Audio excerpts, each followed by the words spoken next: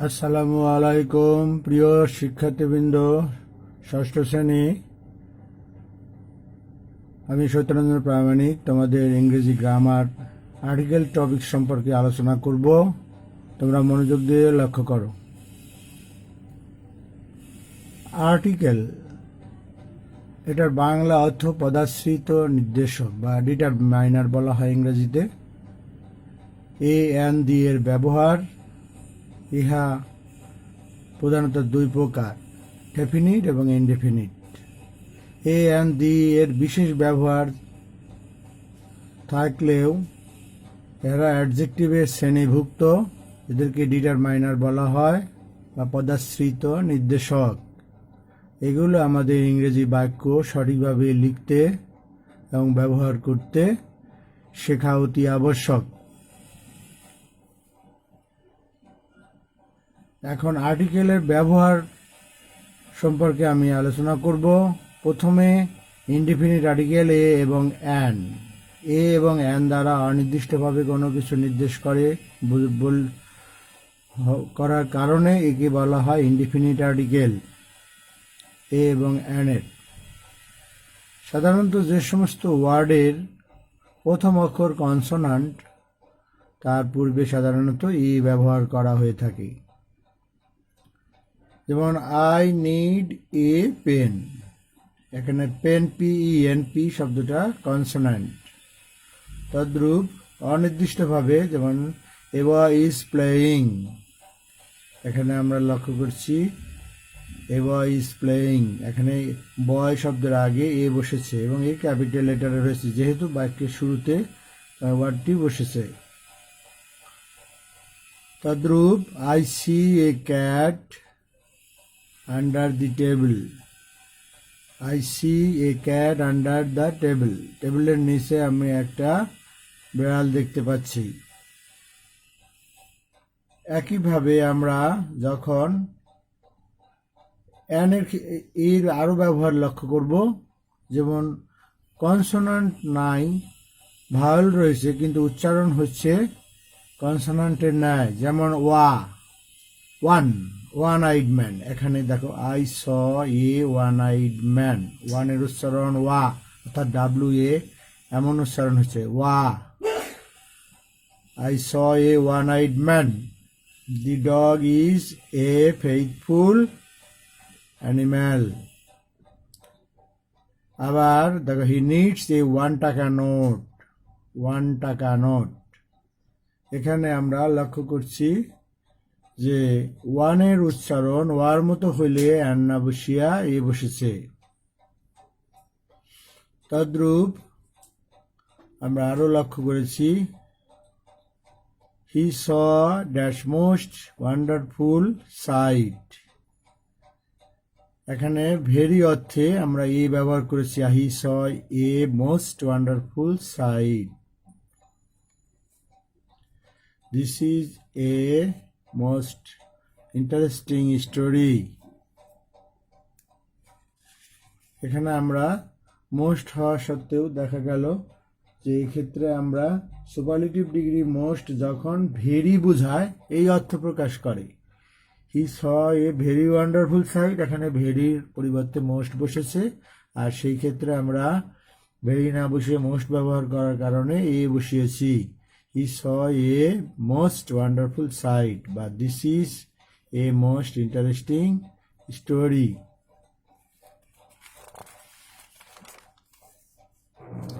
তদ্রূপ আরো লক্ষ্য করো, Mike is dash European, U এর ন্যায় উচ্চারিত হইলে অ্যান্না বসিয়া এই বসে, ইউরোপিয়ান, ইউজফুল। আবার অনির্দিষ্টতা জ্ঞাপক থাকলে এ বসে, তাহলে মাইক ইজ এ ইউরোপিয়ান, এখানে ইউরোপিয়ান শব্দের পূর্বে এ বসেছে। Iron is a useful metal. আবার অনির্দিষ্ট জ্ঞাপক হলেও আমরা এ বসিয়ে থাকি। এ রহিম হ্যাজ ডান ইট, কোনো একজন রহিম এই কাজটি ইহা করেছে, এ রহিম হ্যাজ ডান ইট। তদ্রূপ এ মিস্টার আলিম ডাজ দিস। অনুরূপভাবে ডজন অথবা মিলিয়ন এরকমের শব্দ যদি থাকে সেক্ষেত্রে আমরা সংখ্যা জ্ঞাপক বা পরিমাণবাচকের ক্ষেত্রে যেমন কাপল, ডজন, স্কোর, 100, মিলিয়ন ইত্যাদি শব্দসমূহের পূর্বে ইনডেফিনিট আর্টিকেল এ বসে। যেমন হাশেম বট এ ডজন অরেঞ্জেস বা oranges. A million people stand against the new rules of the state. A million। আবার অন্য আর একটা নিয়ম লক্ষ্য করো তোমরা, শি ইজ এ নার্স, এখানে অনির্দিষ্ট জ্ঞাপক। She is a nurse, you are a doctor, অনির্দিষ্টতা জ্ঞাপক থাকলে আমরা এ ব্যবহার করে থাকি।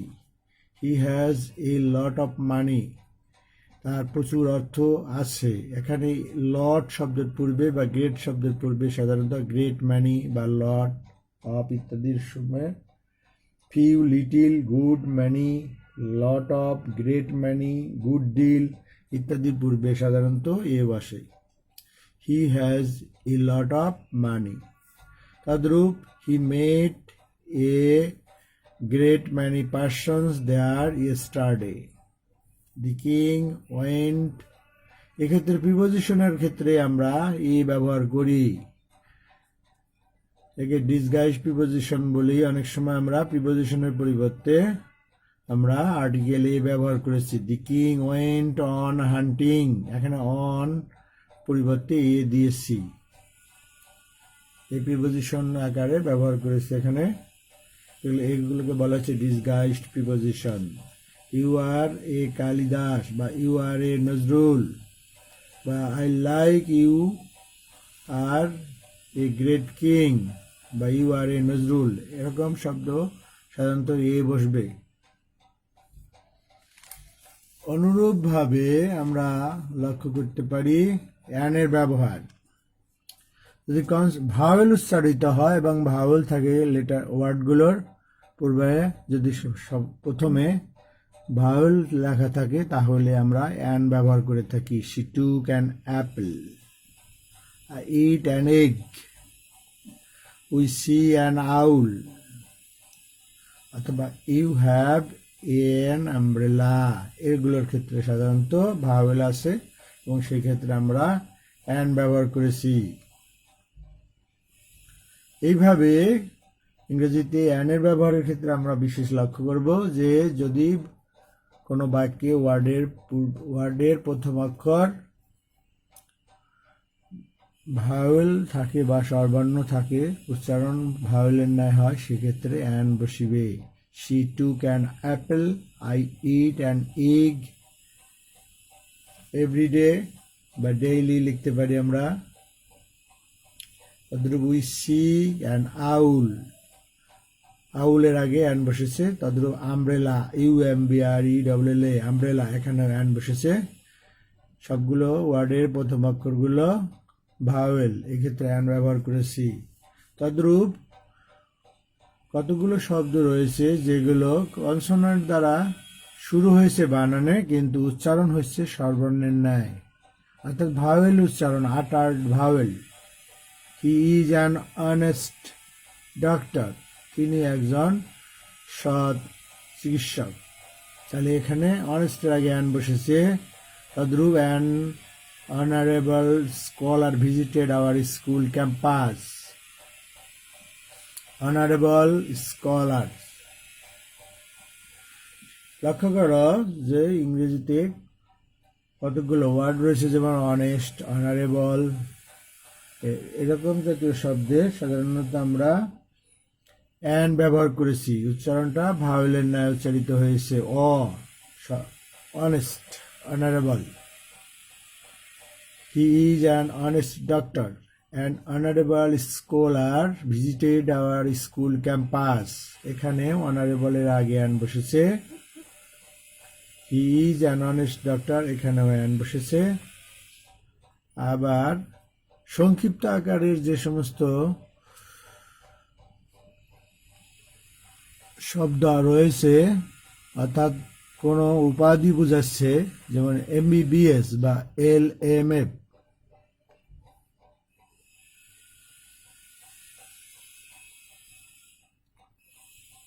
MBBS, Mrs Laila is an MBBS। এখানে ভাওয়েল উচ্চারণ হচ্ছে এম, যদিও কনসোনান্ট তাহলে এম এর প্রথম আদ্যাক্ষরে প্রথমে সর্বাগ্রে উচ্চারিত হয়, সর্বর্ণের এম, এল, এফ ইত্যাদি এইগুলোর ক্ষেত্রে, যেমন an MBBS, an LMF, Shaila is an LMF।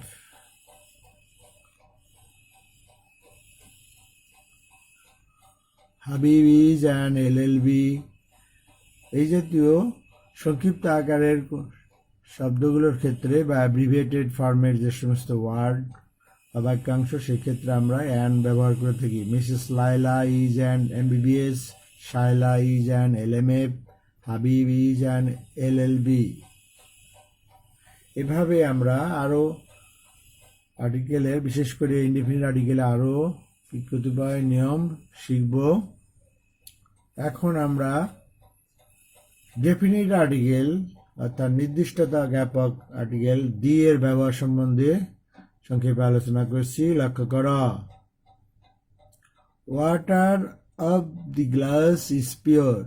এখানে ওয়াটার ম্যাটেরিয়াল নাউন, কিন্তু তার আগে আমরা এখানে নির্দিষ্টতা জ্ঞাপক হওয়ার কারণে দি ব্যবহার করছি। The water of the glass is pure. অথবা আরো একটা উদাহরণ লক্ষ্য করো, the man who visited hair is a stranger. এখানেও নির্দিষ্টতা প্রকাশ পাচ্ছে, সেই জন্য ম্যান শব্দের আগেও দি বসেছে।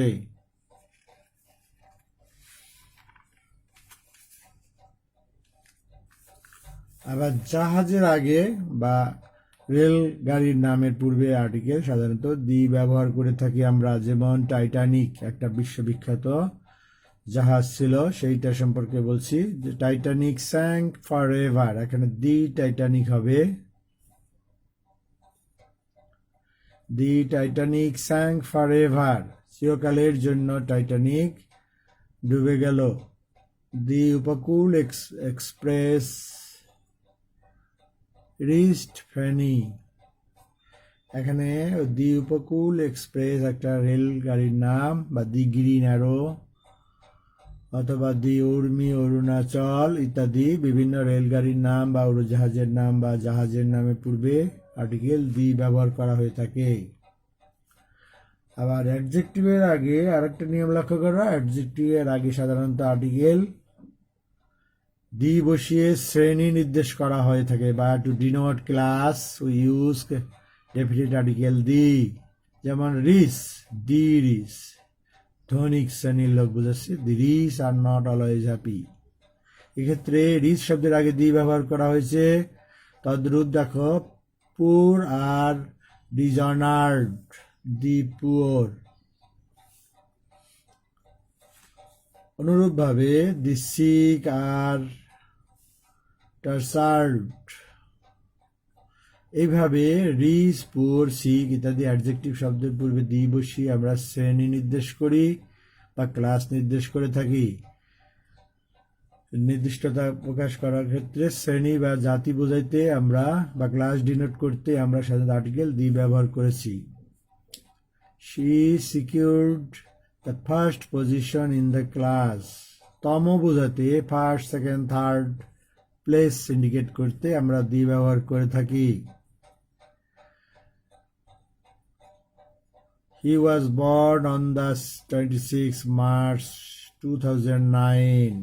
2009 সালের 26শে মার্চ সে জন্মগ্রহণ করেছিল। এখানে 26শে মার্চ একটা নির্দিষ্ট তারিখ বোঝাচ্ছে, এখানে দি বসেছে।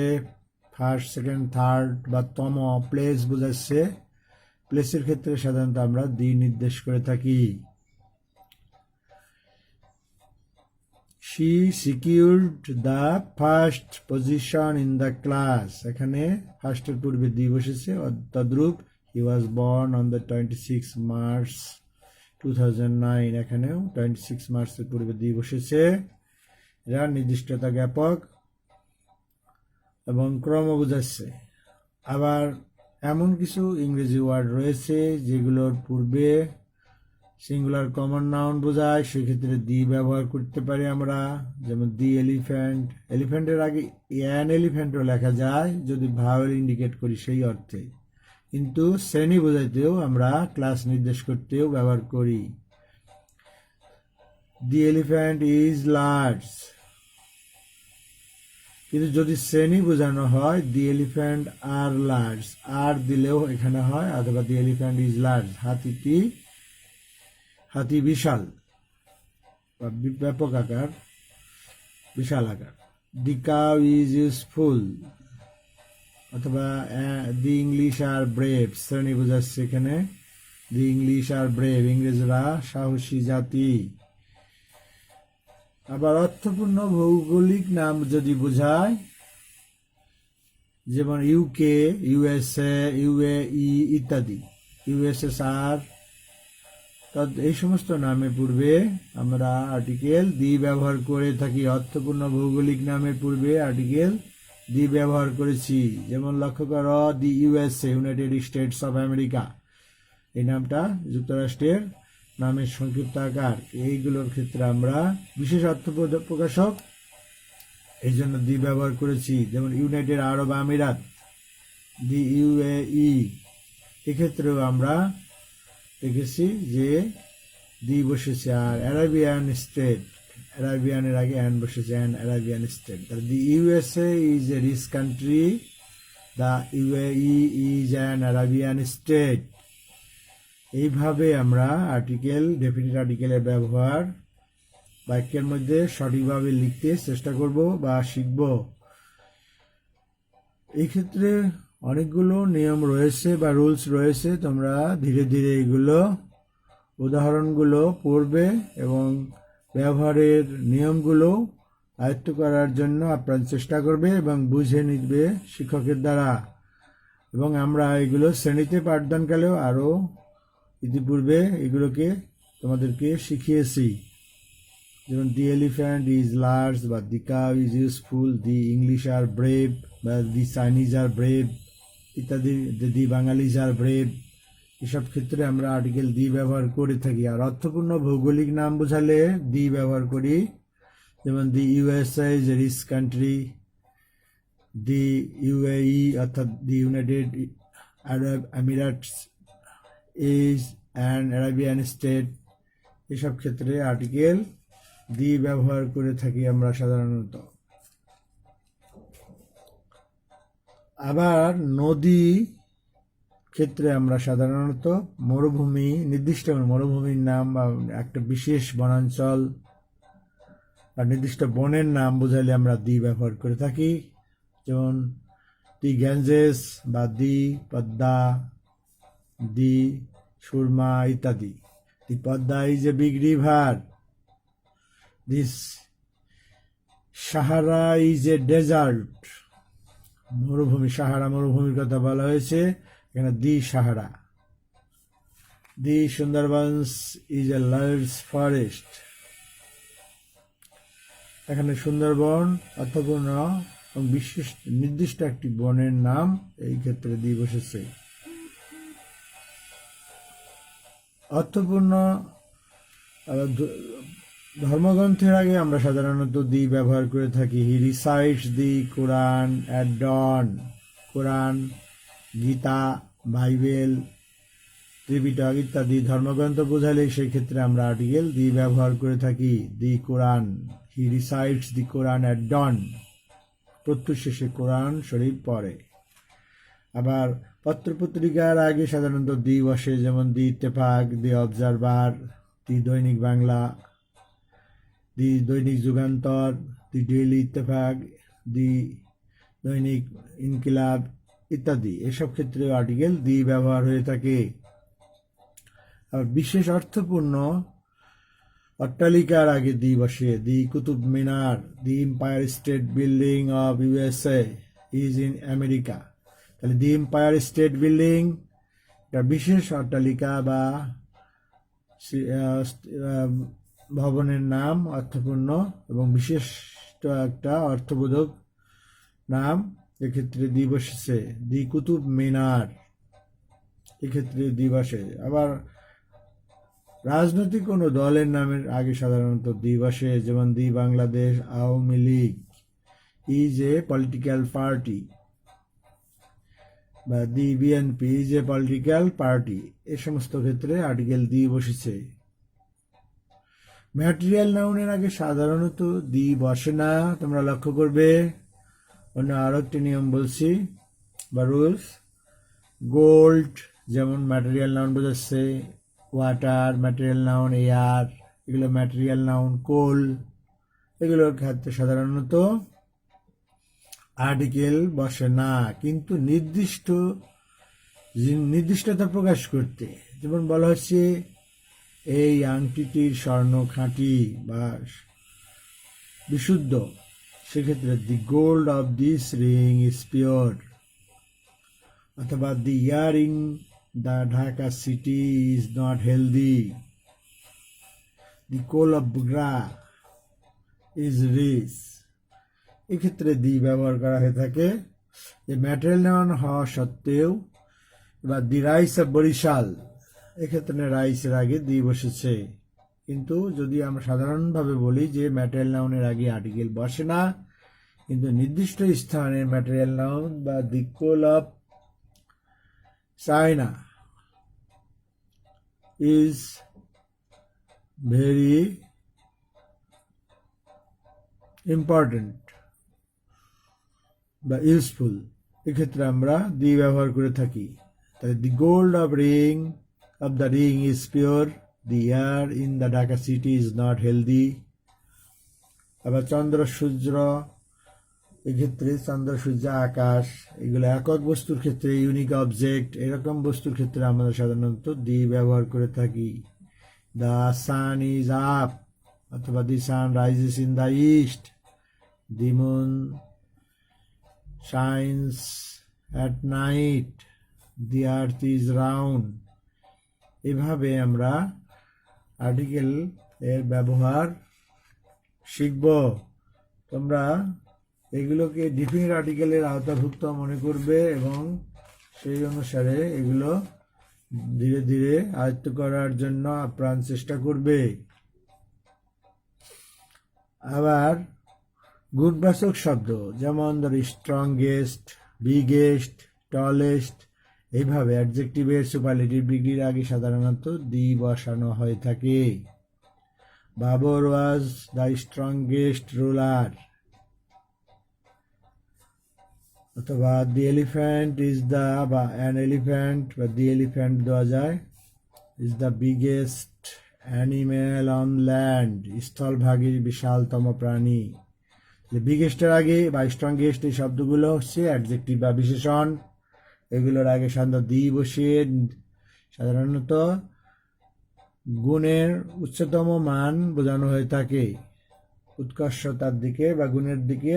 Superlative form, positive, comparative, superlative, তিনটা গুণের ধাপ রয়েছে বা স্তর রয়েছে।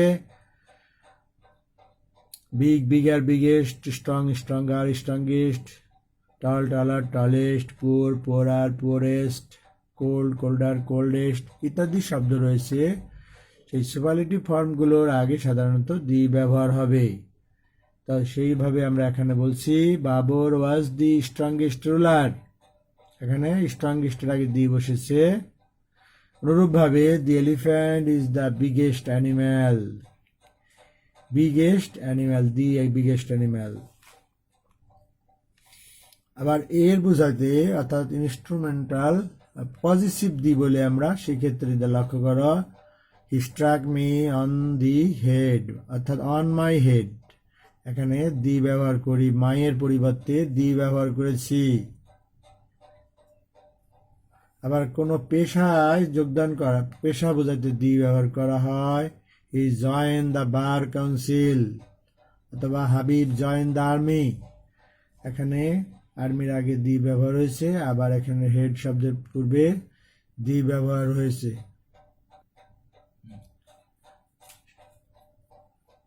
এইভাবে তোমরা আগামী দিনে এগুলো আরো ভালোভাবে শেখার চেষ্টা করবে এবং লেসনটা তোমাদের নিজের বইগুলো যত্ন করে পড়বে।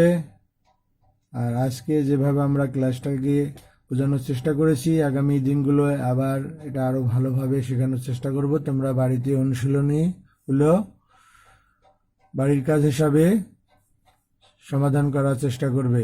সবাই ভালো থাকবে, ধন্যবাদ।